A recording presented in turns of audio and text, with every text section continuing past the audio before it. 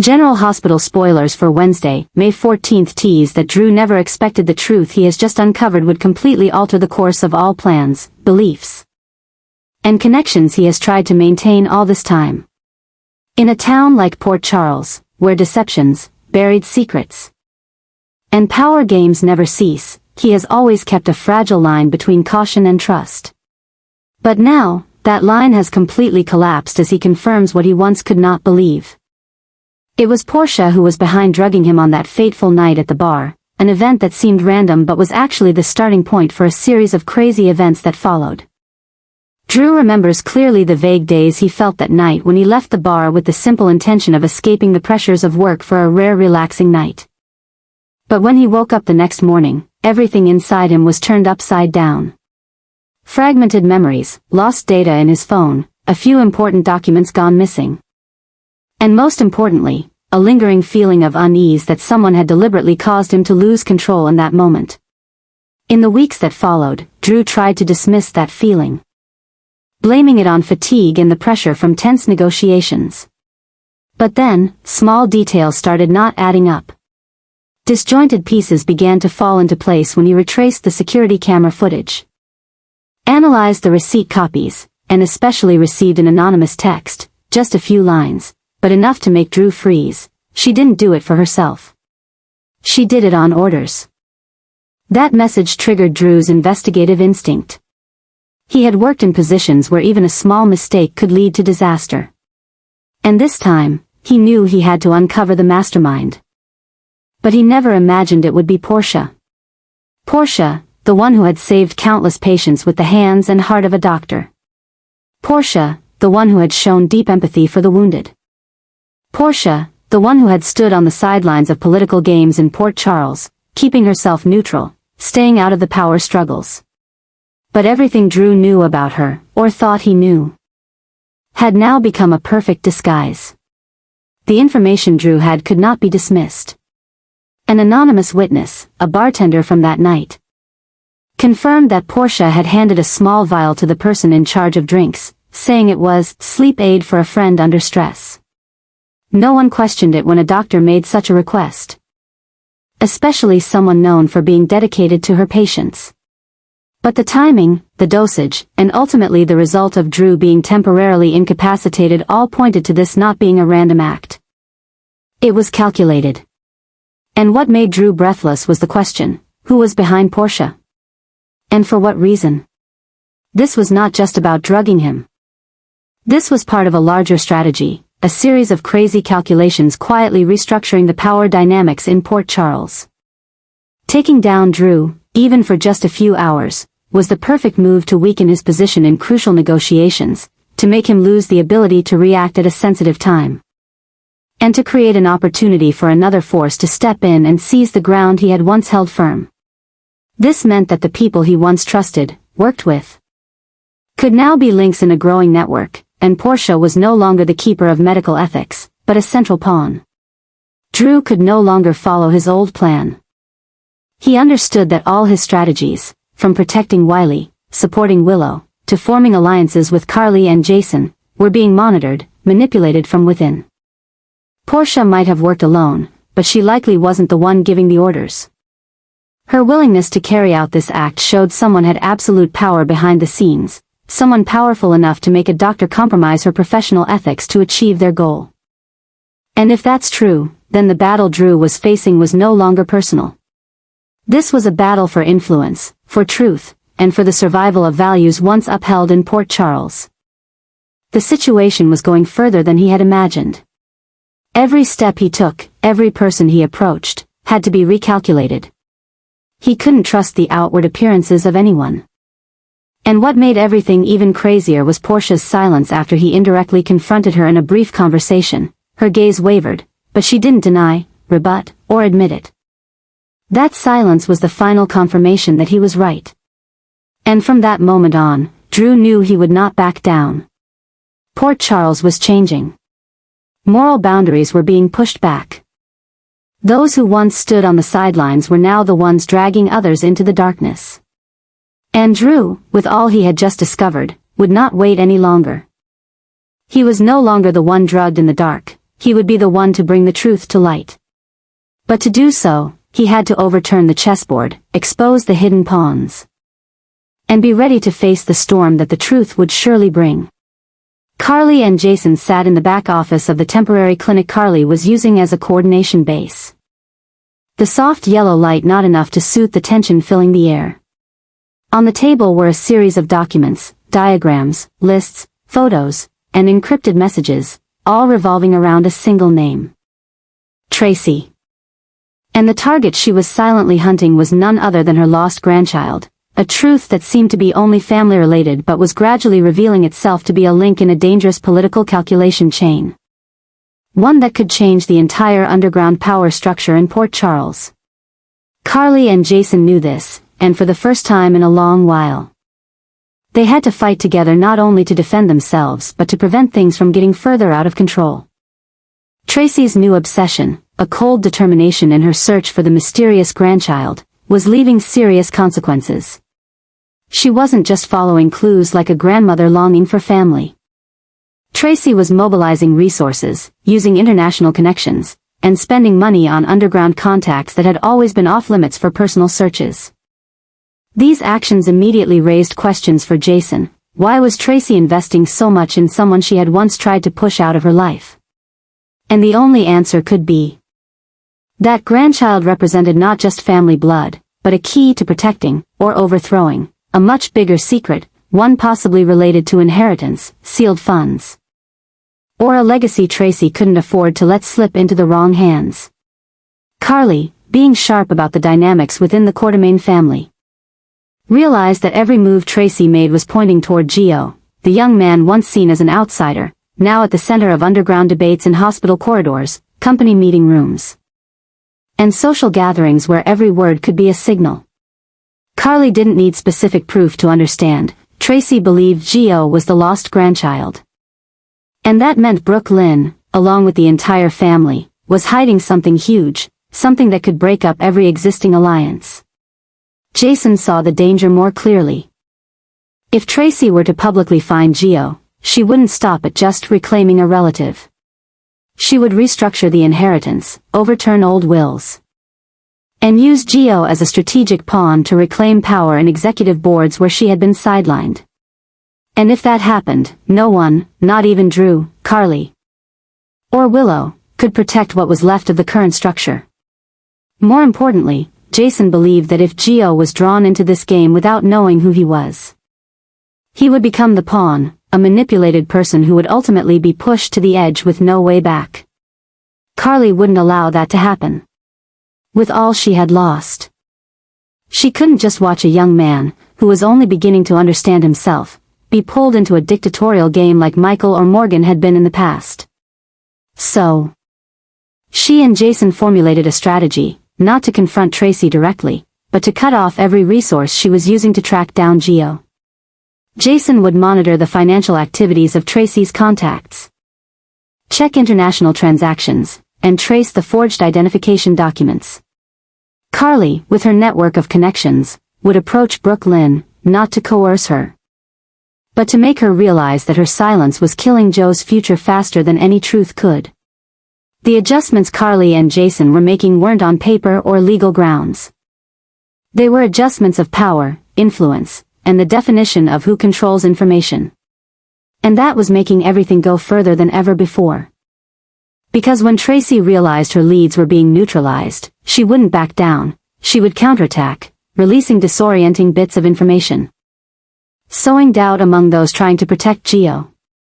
The story was no longer about family. It was a battle for identity, for truth, and for the right to choose one's own path. Carly and Jason didn't know how long they could keep Gio out of Tracy's reach, but they knew they had to fight, not just for him, but for the next generation. A generation that deserved the chance to live free from manipulation, deception, and not being turned into tools for decayed schemes from within. And when Carly and Jason's eyes met in a brief moment between the pages of documents, they both knew time was running out. And the obsession Tracy carried would only end when all the truths came to light, in their way, or hers. Laura Spencer, the woman who had weathered countless storms in Port Charles, finally lost her composure. It wasn't due to a lack of resilience, but because she was all too familiar with the truth that once silence begins to crack, everything quickly slips out of control. She had seen it happen repeatedly throughout her life, secrets hidden with good intentions, truths kept to protect others, and in the end, everything exploded like wildfires, burning what was most precious. And this time, it wasn't happening to her, but it was slowly surrounding Lulu, the daughter she loved with all her heart. And the one she was helplessly watching fall into an out-of-control spiral. It all started with Lulu's vague instincts about Gio, a smart, strong guy with a strange connection to the Corinthos and Quartermain families. Lulu had met him at the hospital, had interviewed him for a small article, and had overheard Brooke Lynn inadvertently slip some details about his past that no one should have known. But instead of brushing off her suspicions, Lulu began to connect the dots. Just like she did with every story she wrote. And then one day, she woke up with an obsession. Gio wasn't the person he appeared to be. And if that was true, a very big conspiracy was being hidden, a family secret that could shatter everything she once believed to be stable. At first, Laura advised her daughter to be cautious, not to jump to conclusions, not to dive into the past like falling into an endless pit. But Lulu, once a tough warrior, the kind who never backed down from anything, had gone too far. She began investigating secretly, reopening old records, comparing the timing of Brooke Lynn's pregnancy, cross-referencing Dante's sudden behavior change, even hiring a DNA analyst to secretly examine Joe's personal belongings. The control Lulu once had was now just a facade. Inside, she was sinking deep into what Laura called the brutal truth, a place with no way out. Only justifications for breaking every boundary in the name of seeking justice. Laura wasn't only scared because Lulu was losing control, but because she realized that each step Lulu took toward the truth also meant dragging others into dangerous territory. Brooke Lynn began to act strangely, becoming secretive, emotional, and hard to control. Dante avoided every question, even at one point directly asking Lulu to stop, to let it all pass. His voice choked as if he, too, was carrying an unmovable burden. Worse yet, Gio, the guy who had only been trying to live as he knew, was beginning to feel like a burden. He didn't understand why everyone was suddenly acting strange. He didn't understand why family dinners had become tense, why Lulu, who once happily chatted with him, now looked at him with an expression full of contradictions, a mix of sorrow and suspicion. Laura saw all of this. She tried to save it. She spoke privately with Brooke Lynn, with Dante, with Carly, even with Sunny. Each person had their own way of avoiding it. But they all shared a common fear, that Gio would learn the truth at the worst possible moment.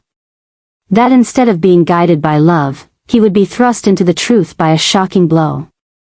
As if the whole world around him had conspired to deceive him all his life. And Laura, who had witnessed so many broken hearts because of things left unsaid, now felt like she was back at the starting point, when everything was just waiting. Either someone would break the silence, or the truth would break everything. The change in Lulu was undeniable. She no longer had dinner with her mother, no longer called home at the end of the day like she used to.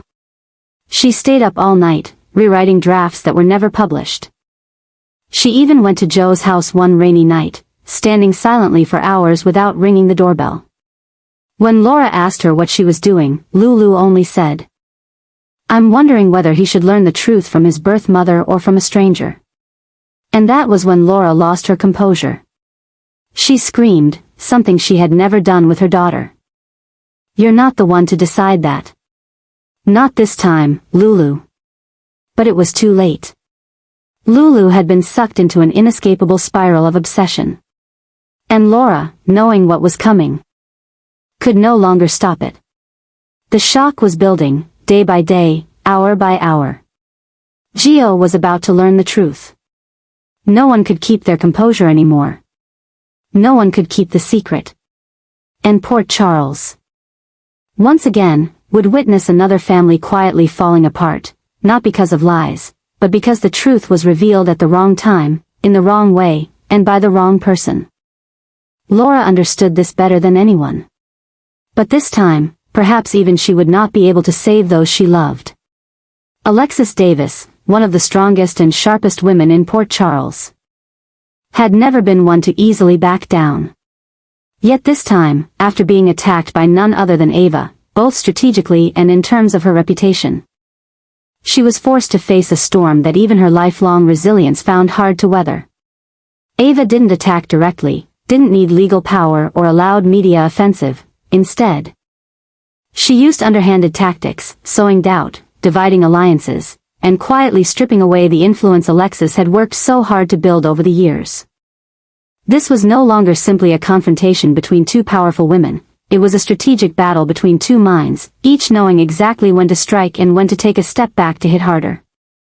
Ava's attack began with a series of seemingly random moves. She appeared at legal conferences with praiseworthy stature, made speeches about ethics and community restoration that garnered public admiration, and then quietly swayed those allies who had once been Alexis's staunch supporters.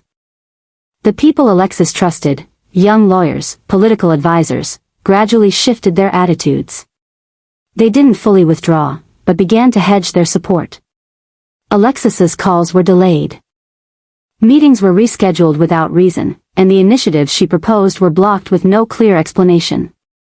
Ava didn't need to shout that she was taking Alexis's place. She simply made others doubt that Alexis's time had passed. But Alexis was not the type to be easily knocked down. Realizing the gravity of the situation, she didn't retaliate with force or flashy displays of power. Instead, she adjusted. She began rebuilding her support system from those Ava had overlooked, the minority communities, the small groups once seen as politically insignificant in Port Charles.